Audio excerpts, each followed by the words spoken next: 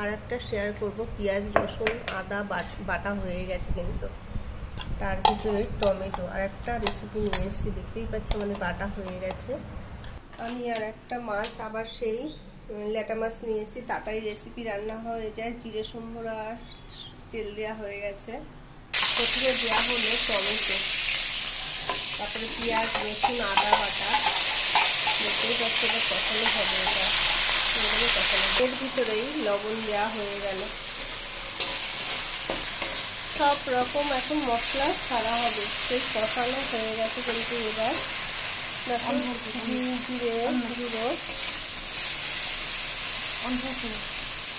লঙ্কার গুঁড়ো, হালকা করে দেখো জল দেওয়া হয়ে গেল। এবার লাস্টে দেবো হলুদের গুঁড়ো, দেখতেই পাচ্ছ।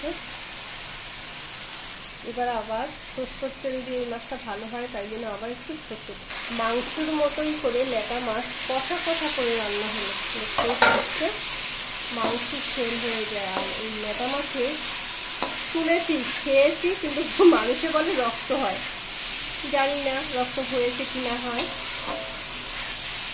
দেখতেই পাচ্ছে কষা কষা করেই রান্না হচ্ছে। এবার দেখো অল্প অল্প করে জল ঢালা হচ্ছে এর ভিতরে। বাইরে মেঘলা, এই জন্য কিছু ভালো করে দেখানো যাচ্ছে না। হালকা করে ডিম দিয়ে রাখা হয়েছে, এবার একটু ঢাকা দেওয়া হবে। গরম মশলা দিয়ে দেখো নামানো হচ্ছে, দেখতেই পাচ্ছ। লাস্টে এই ধনে পাতা দেওয়া হলো। তোমরা এরকম করে ল্যাটা মাছ খেও, যদি না খেতে ইচ্ছে করে, অনেকে ল্যাটা মাছ খেতে চায় না, এরকম করে খাবে, সুস্বাদু হেভি টেস্ট। এখন আমি নামিয়ে দিচ্ছি, দেখো দেখতেই পাচ্ছ কষা কষা করে। ও দুপুরবেলা তুমি যদি এক গাবলা ভাত নিয়ে বসতে পারবো।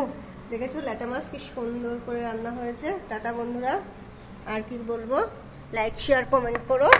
ঠিক আছে বন্ধুরা, দেখতেই পাচ্ছ কত সুন্দর হয়েছে ঝোলটা, পুরো দমে। এরকম করে অনেকে ল্যাটা মাছ খেতে চায় না, এরকম করে মাংস মতো রান্না করবে, সম্পূর্ণটা ভাত খেতে পারবে।